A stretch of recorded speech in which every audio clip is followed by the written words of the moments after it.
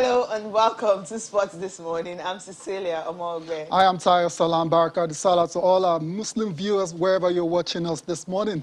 Happy holidays to you all. Yes, I am Tayo Salam, Right, by the way. the lists are out. I'm talking about that of the D Tigress and the D Tigers. We've been waiting for it. The 12-man roster, they're all completed for the men and the women. That's the basketball team. Now, some notable names are actually missing. So we'll not be having the Williams sister, the Ogumike's sisters playing for Nigeria this time around. Maybe some other time. But we have Erica Ogumike. She is part of the squad.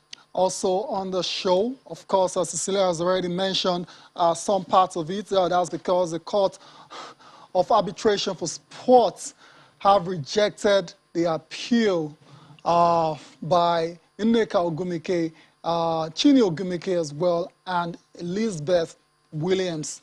They will not be going to the Olympics for Nigeria. Yeah, CAS rejected, and FIBA also acknowledged the decision by CAS. Hopefully, maybe in 3 years' time, they'll have, or 4 years, 3 years' time, because Olympics 2021, 3 years' time, they'll have the opportunity to play for Nigeria. Also on the program, yes, Game 6 is today. Will the Phoenix Suns be able to tie this game and make it 3-3 and go into Game 7? Or will, well, Giannis Antetokounmpo finally lay his hands on the NBA championship tonight as he decided? After 8 years, history in the making, indeed, for the Milwaukee Bucks, just one win away from winning their first championship since 1971. It's going to be packed in there in Milwaukee tonight. All the legends are expected. I'm talking about the likes of Oscar Robertson and Kareem Abdul-Jabbar. Of course, those two guys led them to their only championship in the NBA. 1971. Long, long time ago, 50 years after. Will Giannis be able to do that tonight? They look good. We'll find out in Game 6. And that's how we're starting the show this morning, talking about the NBA Finals, Game 6. And of course, I know Giannis has been talking tough and the coach has been talking. They just want to tie this at home and see how the fans will celebrate, because that's home court advantage. It's something you really can rule out for them. The Suns and the Bucks, of course, lead the series 3-2. Should the Suns win, they will tie the series 3-all and they go into Game 7, which is going to be in Phoenix. But if the Bucks win, they celebrate tonight. Yeah, they can go ahead and start to pop the champagne.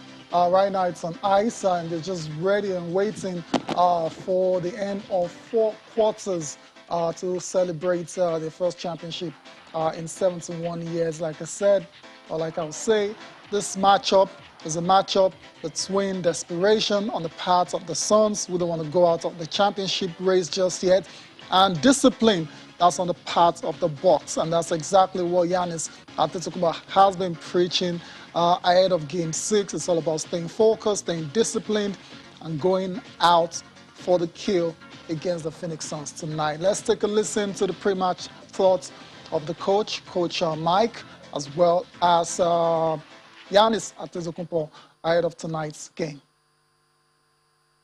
You know, everybody talks about what the regular season is like and going through and training camp and all that. You just get a feel for your team. They've been through kind of everything, and we always talk about their resiliency, their character. Both teams, if you've made it to this point, you've got a ton of resiliency, a ton of character, and you know, they've shown it really from day one, and we need a lot of it going forward. You know, the fans are enjoying it. There's, you know, 20,000 people in the arena, 25,000 people outside the arena. But we got to focus. We got to do our job, and then they can do their job celebrating at the end. But we got to do our job first. So we got to be in the present as much as possible. I cannot, you know, focus in celebrating.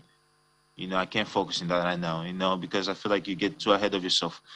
We got to focus in. I got to focus right now. And then when the game comes tomorrow, focusing is possession at a time. Possession at a time.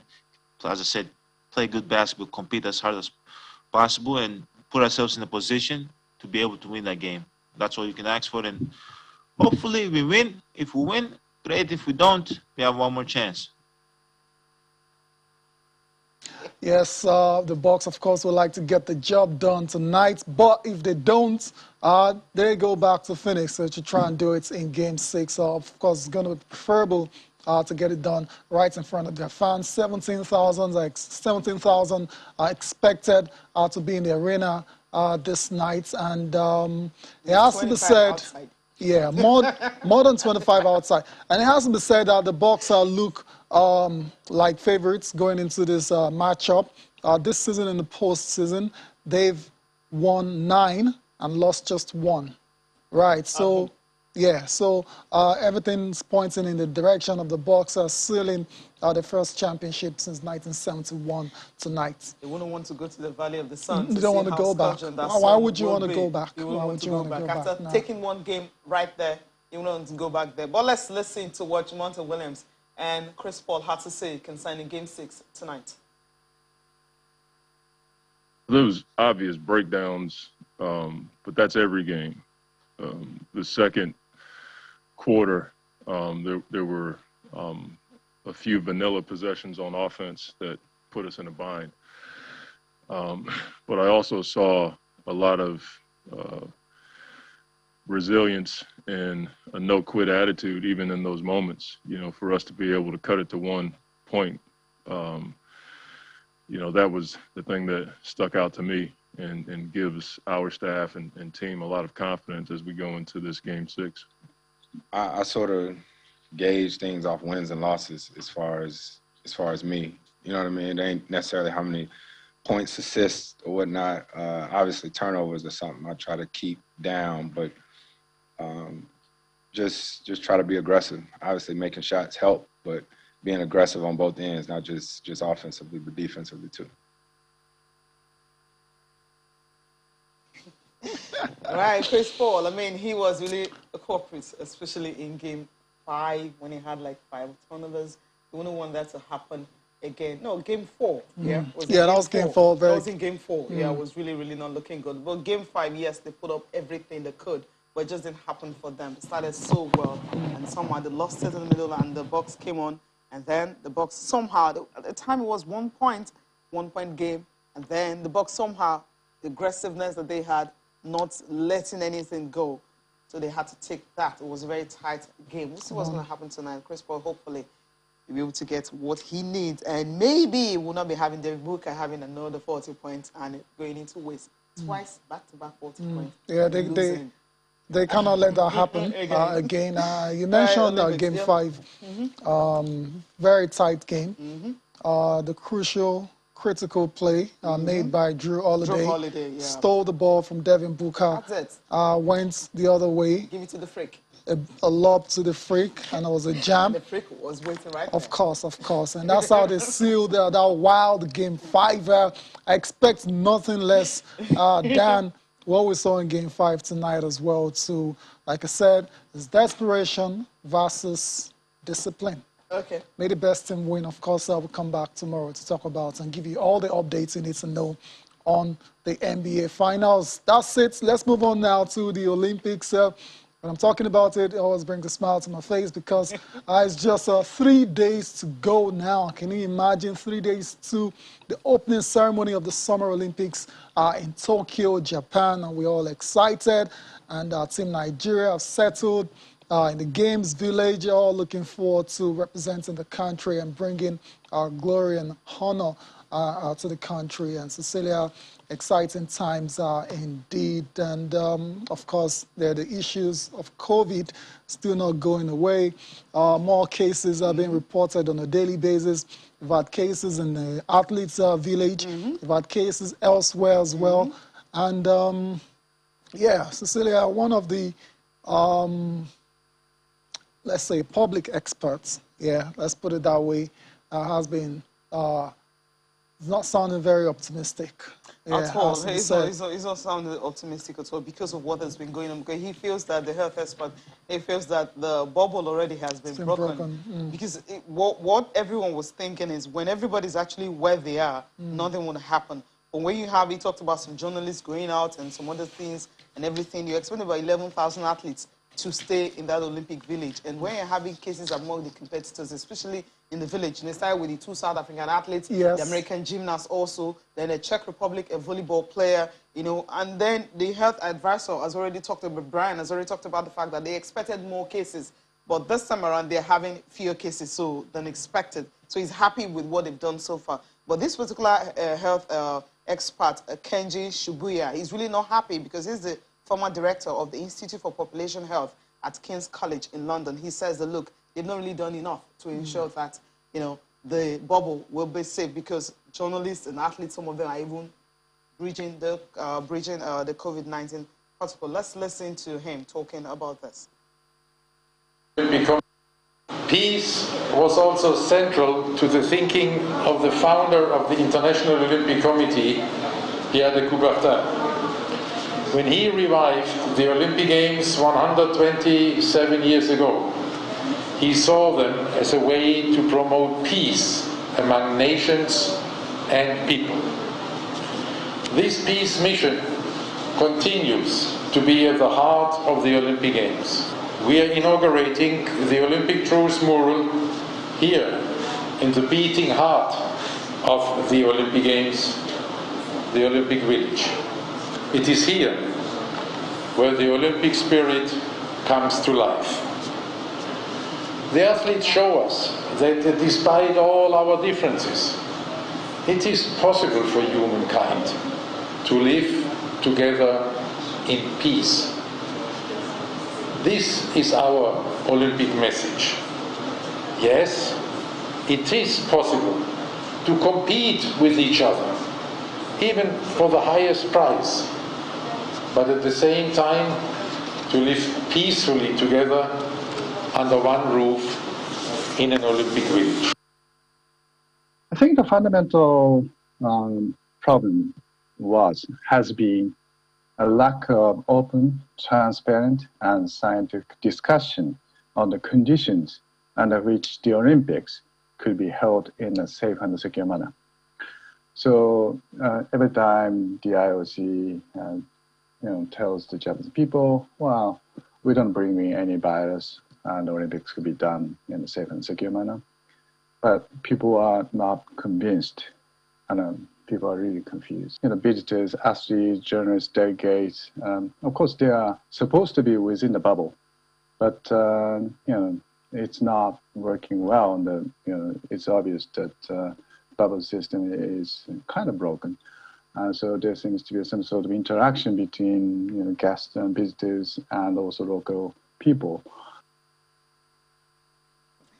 Yeah, he's talking about what has been going on. It's of note that the COVID-19 cases in Japan, as of Saturday, it was 1,410 only on Saturday. That's then 6-month high.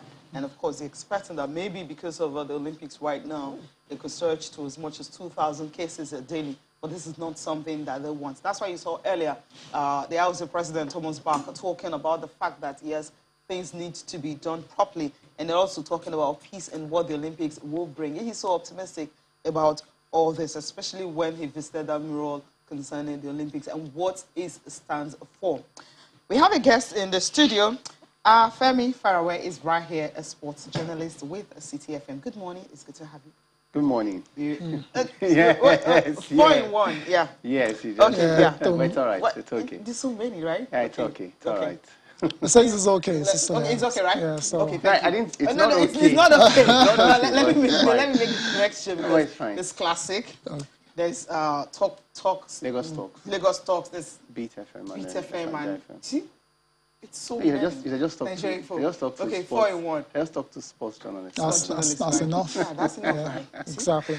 Okay. morning. Good morning. Okay. It's great to have you on the show. The cases, I mean. Let's dive into it. What cases? I'm excited to talk about. Let's leave the cases. Yeah, talk let's about leave the that real deal, behind right, you. which Yeah. is the game itself. But then you can't rule out what's happening right now. Athletes testing positive for COVID-19 and lead them out of the games. I mean, okay. What's the latest now? No, I'm just talking about the fact that, the American gymnast, Yeah. her name, a female gymnast, she's not been named maybe for Then, of course, talked about the beach volleyball player for Czech Republic. I mean, it's expected to start the 21st. That's when it's expected to start, the beach volleyball. But then that's tomorrow. That's tomorrow, so it's not.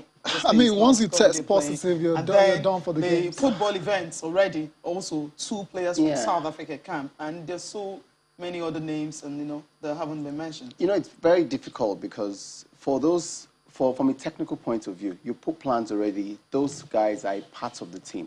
For the gymnast, the fortunate thing is the person is a standby athlete. It's one of those alternate athletes. Alternates, okay. So it's really not much of a problem, but the athlete has come in contact with somebody else. They haven't mentioned the name as well. Now, everyone is afraid it should not be who Bows as well. So everyone is concerned. But she's put up pictures on our Instagram page yesterday saying, she's in the games village, she's in a room.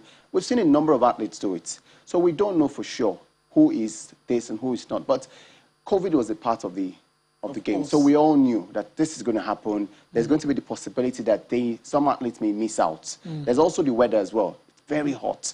Now, before COVID, that was what everyone was talking about. So they had put water hydrants here and there, ways to cool people. But we've all pushed that one side. We're all focused on COVID now. I still believe that despite all the challenges from all these events you've mentioned, because tennis has suffered, golf has suffered, weightlifting and all. Even the U.S. basketball team too, but we'll still have a very good. Right now. We'll have a very good games because many of the athletes are going there for personal records, international records. And there's a lot to look forward to. You can't just say, because 1, 2, 3 athletes is missing, it means we'll have a bad games. I think we'll have a great games. Yeah, and a lot of those challenges were expected as well because it's an Olympics going on in a pandemic. And we listened to the doctor earlier on, sounding very pessimistic and saying the bubble is already broken, and that's why we're having these cases in the village already. But for the Australians, Team Australia, they're still very, very confident in the protocols in place for the games to go ahead safely.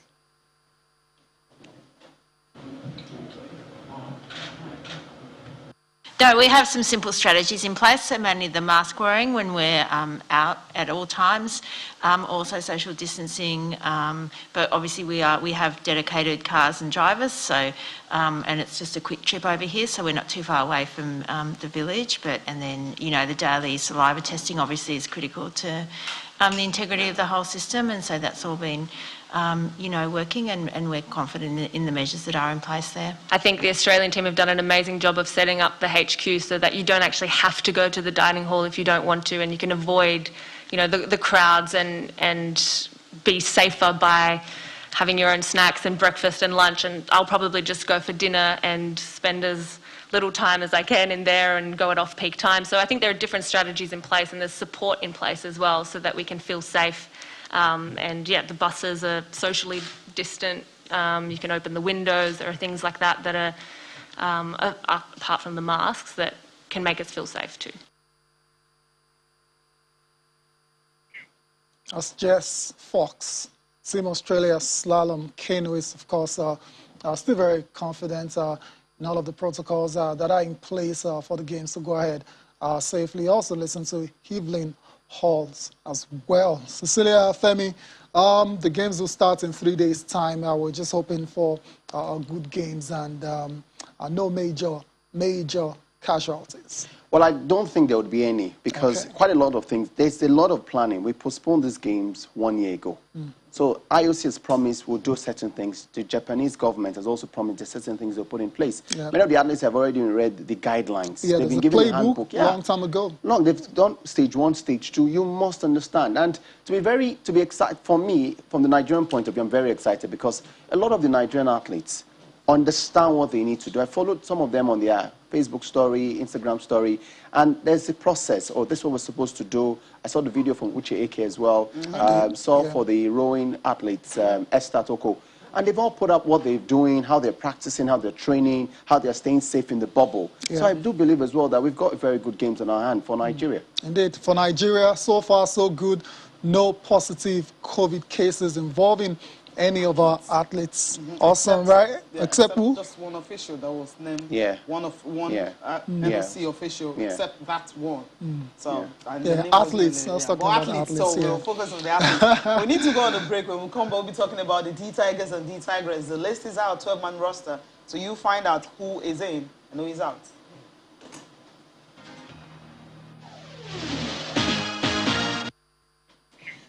All right, let's take a look at the list from the NBBF, talking about Nigeria Basketball Federation. The list they've given us concerning how many players will be making it. That's the names that made the final roster. We start with that of the D Tigers. After that, I think Femi will have a lot to say about this. But then regular guys that you expected, they're all there. Yeah, usual suspects, of course. But the Josh headline Okogie story, Cecilia, sorry, is there's 8 NBA players. Oh, yeah, all of them. No surprises that they're making it to Tokyo. 8 of them starting with Josh Okogie. There's also Vincent Gabe Namdi from the Miami Heat, KZ Okpala, Precious Achiuwa, all from the Miami Heat. Jalil Okafor, of course, center from the Detroit Pistons, is also on the plane to Tokyo. Mie Oni from the Utah Jazz as well. Jordan Nwora was a bit worried because of his involvements with the NBA Finals that he might not make it. But he's on the list on the plane to Tokyo. Then we have Caleb Agada, Obi Emenogo, Chineze Metsu, Ike Nwamu, and Ekpe Udo. So those are the 12 that will be representing Nigeria at the Olympics in the basketball event. So Femi, quickly, let's talk about the guys that have been cut. Ike Uregbu's cut from that list, which is that's painful for you, right? Painful for me. My favorite guy. Yeah. Anytime. Yeah. So it's one of the 4 that were cut. What do you make of this final list? Well, I think it's a good thing. You already mentioned the fact that we're going to get NBA players. Now, the manager, Mike Brown, is someone who understands the NBA, right? And obviously, these basketballers will understand what the rules apply in terms of the Olympic Games. So we'll probably get to see a lot of NBA style of basketball in this competition. We have seen the games they play. They're good. They're young. There's a lot of promise ahead of this team. Do I think that we'll win a medal? Because that's the question everybody's always asking. I don't think so. I think it's for the team to block this team, grow them together, get them to understand why they have to play for Nigeria, what it is to don the green and white of Nigeria. And when they go to the Olympic Games, yes, improve for every game. It's a good team. All those names you've gone through as well. Nwora is not around because of the NBA Finals. But we do know as well that what he adds, since he returned from that injury, has been a good name. He's featured a big player for the Bucks, but he's been able to put in his time. And that's good for us. He will go there if he gets, I hope he goes on to get the medal or the ring. If he gets the ring, he goes in as a champion of the season. That's massive. He walks into the dressing room, there's this sort of lift. The coach is excited, everybody is excited. And that's why I think we'll have a good tournament from the basketball scene. Not meddling. For me, and that's big. No, because when we say we've seen teams. There are loads of teams. There are good teams. So many good teams. And everybody is coming in with their big guns. You have Germany, you have Italy, you have. Why should we go there and say, "Oh, we're coming with a very young team. It's a new manager"? Why are we giving ourselves that sort of pressure? I know you'll find people sit here and tell you, "Oh, Nigeria will medal. Nigeria will medal. Nigeria will medal." We beat the USA, and we all thought, "No, we've arrived." But I think that we should take it one step at a time. We're building a team. What happened when we met Australia? I agree. Well, they tamed the Tigers. Life happens. I agree. I agree with what you're saying, but you can understand the initial excitement about Nigeria possibly ending on the podium after beating the USA and Argentina back-to-back. It's understandable, the excitement and all of that, right? Yeah. But we lost to Australia, a second-string Australian side. Yes. So what does that tell us? So we need to relax a bit. We need to relax. We need to trust the process. I always say this, you trust the process. The process is you build a team. You build a team. If you build a team, you get a lot of years. We've seen that from football. So that's just football. You get a young team, you build them. They're playing in the NBA, so that means they'll keep getting experience every season. And then we get them to that point where we know they can conquer. And that's it. I agree, Femi. One game at a time. Try and get out of the pool play first of all before we start talking about winning the medal. It's a difficult group. Because you've got Italy, Germany, and of course Australia in that group. Anyways, one of the players going to the Olympics is Josh Okogie of the Minnesota Timberwolves. A very good player, second year in the NBA. And of course, he's very excited to represent Nigeria in Tokyo. I mean, it's huge. I mean, personally, I think being an Olympian is probably one of the most gracious things you can do as an athlete. I mean, they've been having the Olympics for years and years, and I think thousands of years. So that's obviously a big deal for anybody who gets to play in it. But yeah, for me personally, I definitely accept it with great pride, and the competition level is just alike like the NBA. So, I mean, this would be a very, very, obviously good opportunity to work on my game and to get better for next season. Josh Okogie, of course, will be one of those guys playing for the country in Tokyo. Let's move over to the ladies now. This one is quite controversial, not as straightforward as the guys, because they waited and waited and waited and waited and hoped that the CAS will rule in favor of Nneka Ogumike, Elizabeth Williams, as well as Chini Ogumike. But that's not the case because the appeals were rejected. And we have the list for you, missing those 3 players. Let's take a look at the list quickly. Cecilia? Yeah, starting with the captain. The captain herself, of course, she was always going to make it. Adora alone. But the difference is we don't really have most of NBA players like we don't. Then Aisha, of course, she's also there. Elizabeth Balogun. Promise Amukamara, she's there. Atoye Ngiyefa is there. Ezine Kalu, also there, regular on. Palace Akpana, she's also part of the squad. Ife Ibekwe, she's there. Odera Chidom, Victoria Macaulay, Erica Ogumeke, and of course, you have Ami Okonkwo. But when you go to Olympic website, you have a Chine Ogumeke, but then MBBF insisted that that's for the Olympics. But then Ami Okonkwo, she's the one that is going in place of Chine Ogumeke, simply because of what Tayo mentioned earlier. The 3 of them had appealed to CAS, thinking they can play at this particular Olympics. But then it's like they'll have to wait for another, maybe 3 years to see if they can, Paris. Paris, yeah.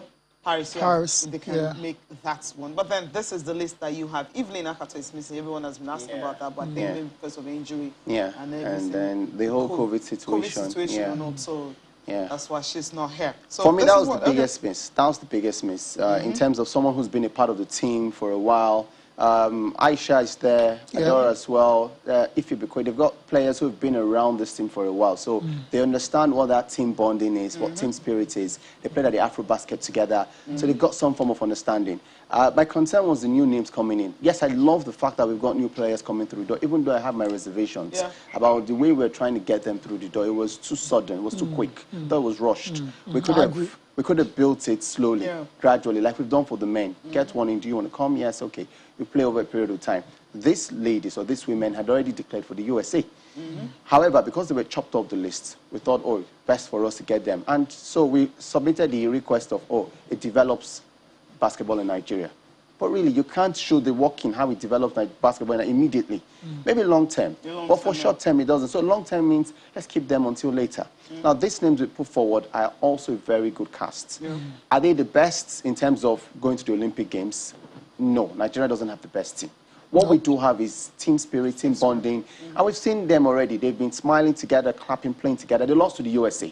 Everyone saw that on Monday. It was a clear defeat. And we're playing USA as well in the group game. So that puts us under tremendous pressure that, if you face this opponent once again, are we going to get better? Are we going to beat them? I don't think we'll beat them, but I think we'll reduce the margin it can't be 31 again. Yes, it cannot be. And we also need to know that, okay, that game is out of the way. How about the other games, subsequent games? Because that's where we need to get our results. Japan is one of our opponents. We need to get a result against Japan if we want to progress. It's a good squad. There's a lot of team spirit.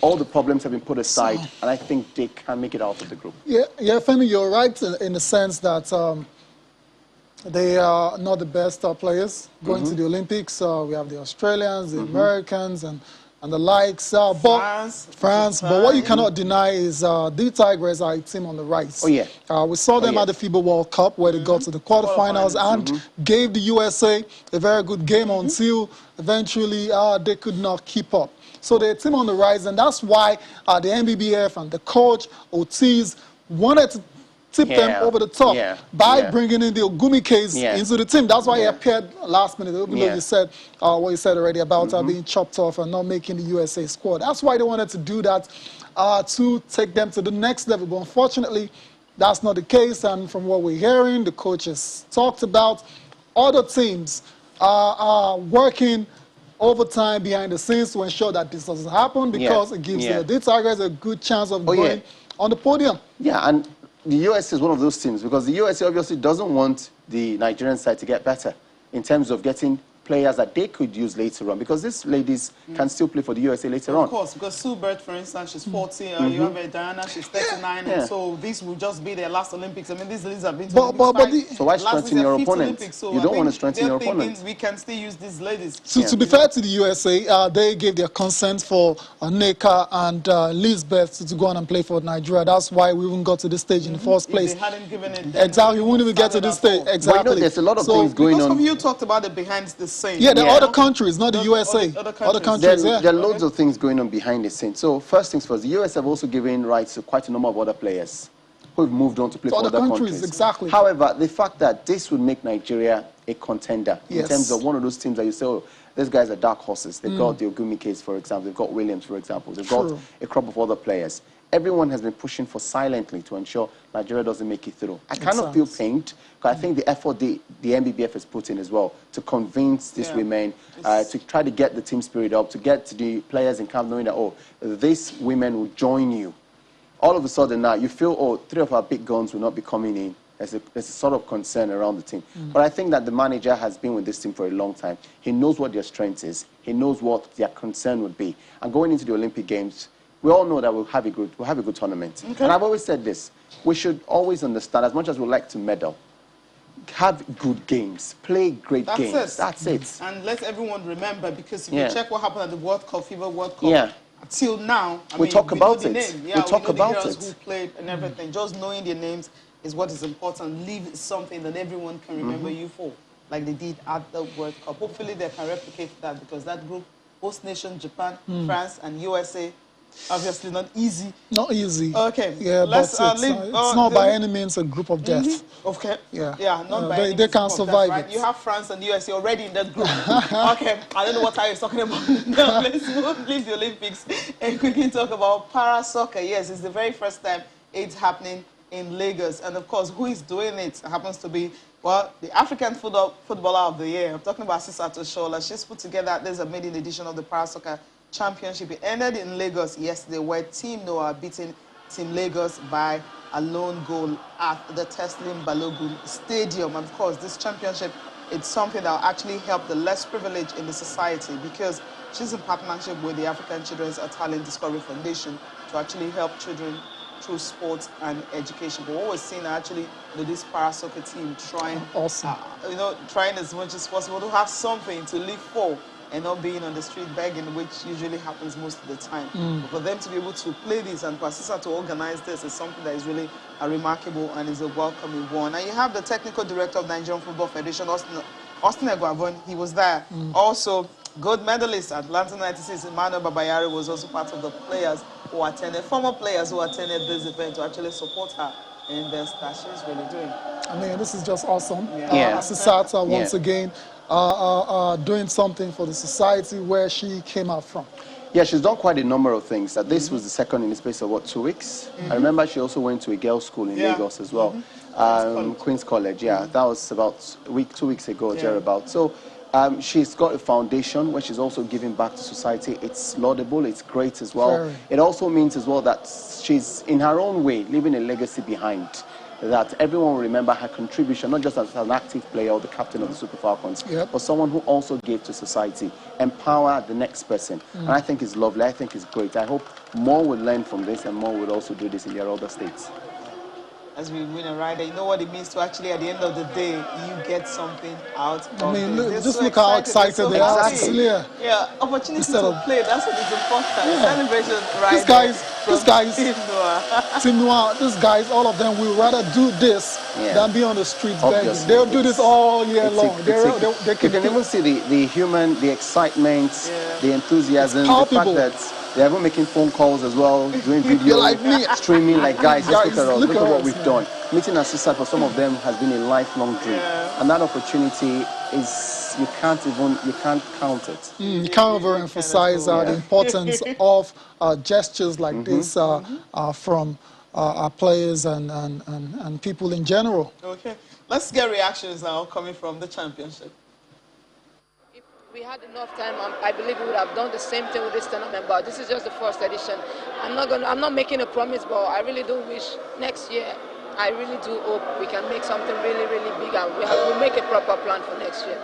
shaking hands with these people whom ordinarily we want to call destitute, whom ordinarily want to be beggars on the street, want to be miscreants, but look at them today becoming role models, becoming champions in the society. At the Olympic Games level, you have Paralympics, you have all of that. So I think the governing body have to embrace this and then reach out to all the regional bodies and all that. By so doing, create an association and see how we can. This is like a pilot program.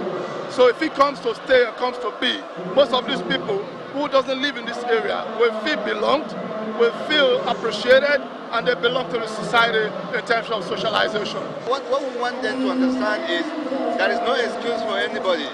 Everyone has a talent that can be discovered, that will be incorporated for the country and himself, also to the community and the world in general. Yeah, brilliant. I mean, I'll just take what Assisa said concerning the fact that she wants it to be bigger next time, so it's not going to be a one-off. Nope. And also what Austin Eguavoen said concerning the fact that the governing body should take note and see how they can actually incorporate this and make it bigger and better. We are para soccer at the international level. Remember when Fred actually, was actually looking for support for the football team, the para football team, right? When they didn't have money to actually travel for the African Championship and everything. So if you have something like this, you know that yes, there's something these guys will look forward to, and maybe the governing body can actually grow the sport at a very, very big level. So if you're not winning medals at, football level, so the para level, we're winning. Why is your face changing? No, I'm having the look that, yeah, hopefully. Hopefully.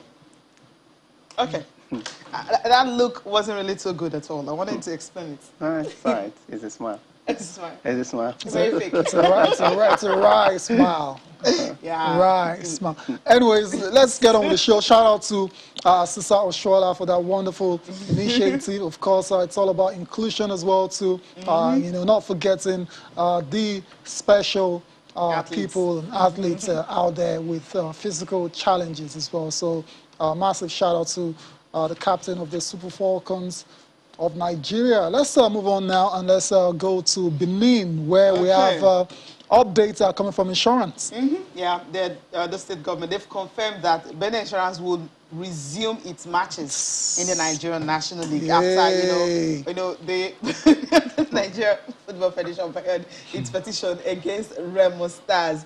Insurance, they threatened to pull out and participate in the process of how their players were maltreated, when they were beaten in Ikene in Ogun State at that time in Remo Stars. And of course, Deputy Governor at the time was saying that, look, they didn't like it. But this time around, they said they've accepted the verdict and, of course, also promised that, they will not victimize any visiting team because they wouldn't do that. But then these guys have already done it. But they've accepted it, and that's what we were waiting for. But let's just listen to him before I get Femi to react to this.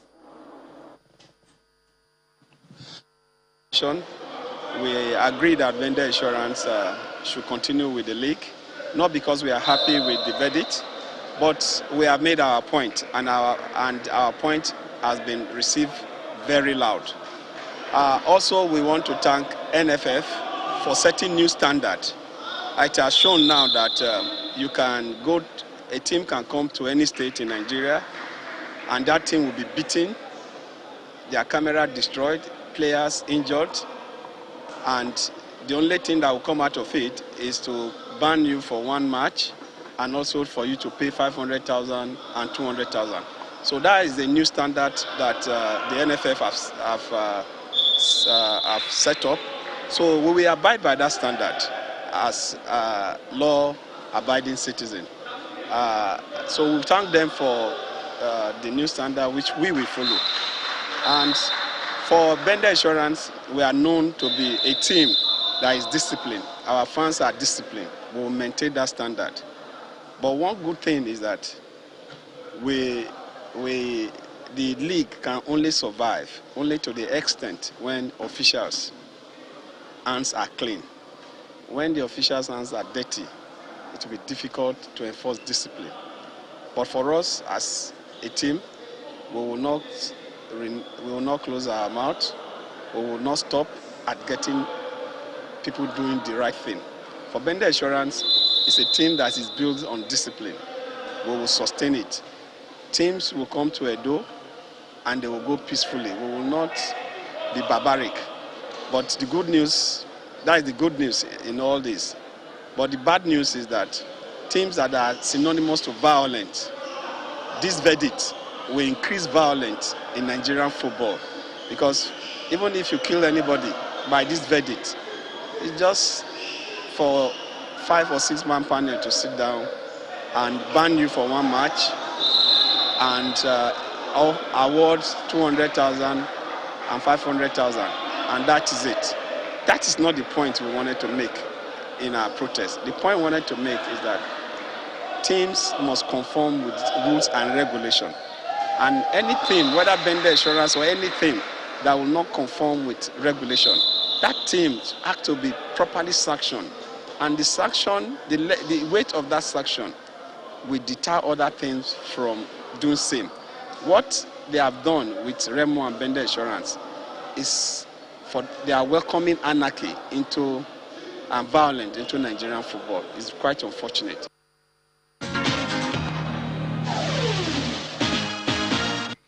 All right, let's take a look at the games that Insurance didn't play. Of course, they're going to resume playing all their rescheduled games, starting with the game today, which is against Holy Arrows. They will be up against them today.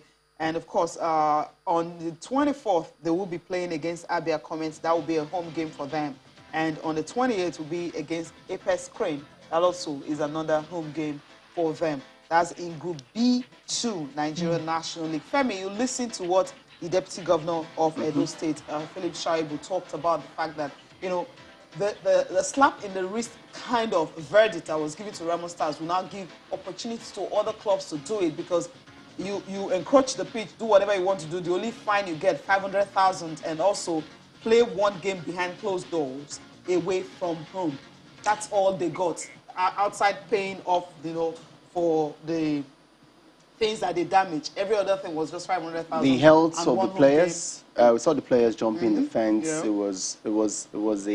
was a terrible sight. Yeah. And that's not the first time this season in Nigerian football. It's not the second, it's not the third, it's not the fourth. And I'm surprised because, number one, the rule says no fans.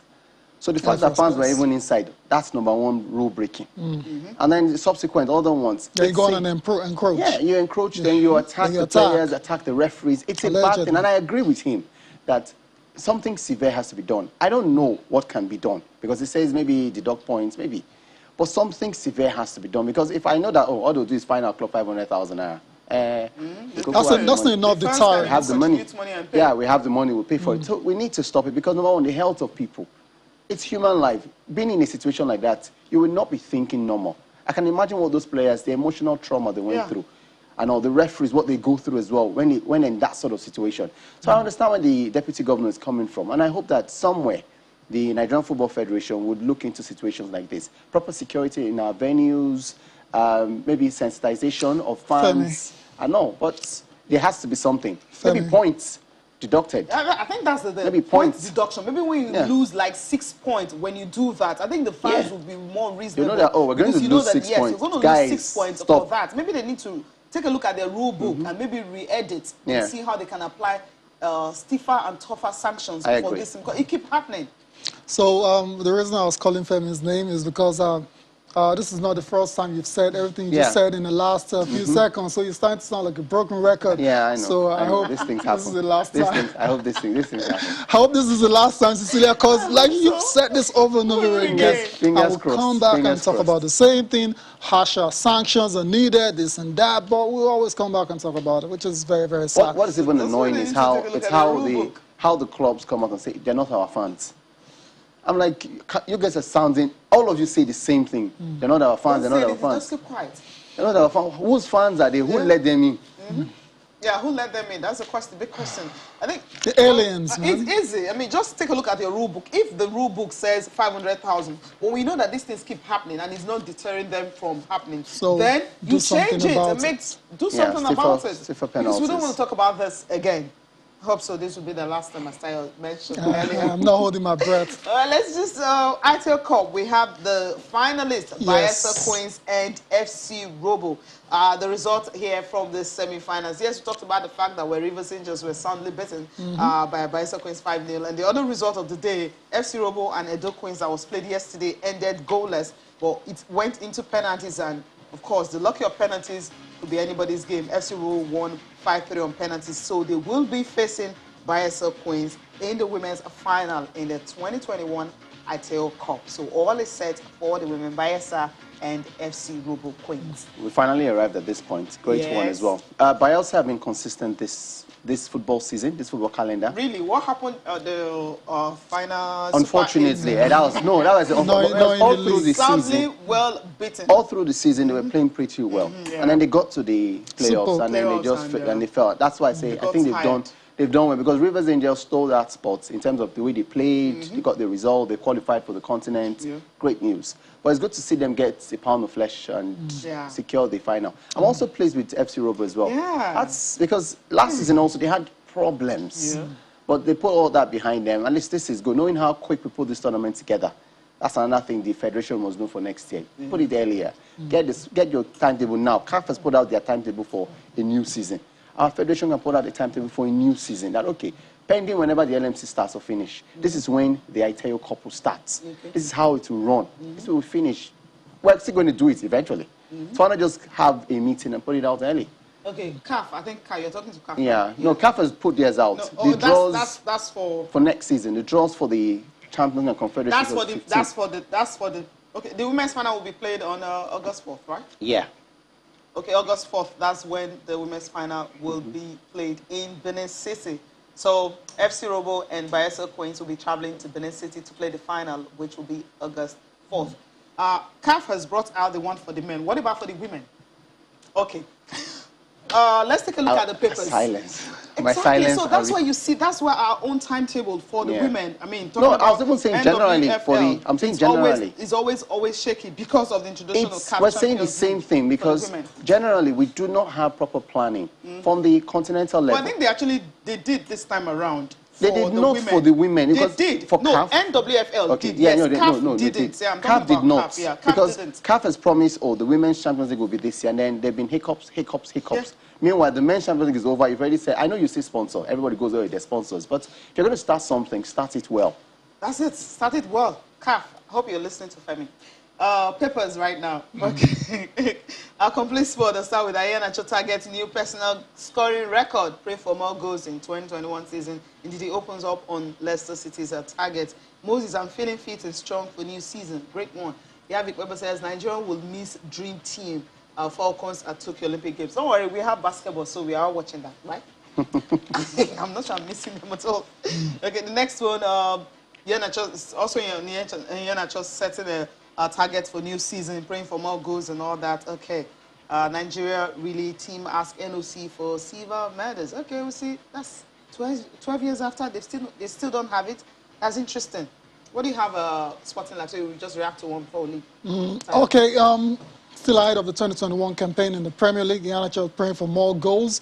Cyril Dessers scores twice for Genk. This guy, whatever happened to his international career? He'll get another call up. To another country? No, to Nigeria. Are you sure about that? Sometime later. All right, hopefully.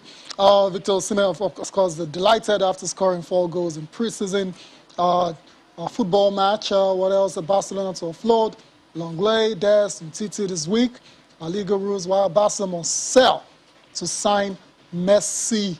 For Iheanacho, quickly, what a fantastic second half of the season. But what have Leicester done? They've gone on to sign the top scorer in Austria, to compete for a spot with this guy. Well, it doesn't matter, to be honest, because last season he was also down the pecking order behind quite a number of names. But Iheanacho, they say quality always speaks for itself. And he got his opportunity, converted his chances, and he became the life wire for Leicester last season ahead of Vardy. So I think that what he's done will put his name right there as well. Everyone is looking at him for this new season. And I do believe as well he'll deliver. He'll deliver. He's a player with a lot of confidence. As a striker, when you get goals, you're excited. Indeed. So the guy I was talking about, the Patson Daka. Oh, yeah. Yeah. The Zambian, who was the sub scorer in the Austrian Bundesliga last year, is now going to be competing for sport with our own Kelechi Iheanacho. That's it for the show. Femi, thank you very much for your time. Thank you. Appreciate it. Yeah. Barakat Salah once again to our viewers. Enjoy your holidays. I am Taya Salam. I'm Cecilia Mobe. We'll be back tomorrow.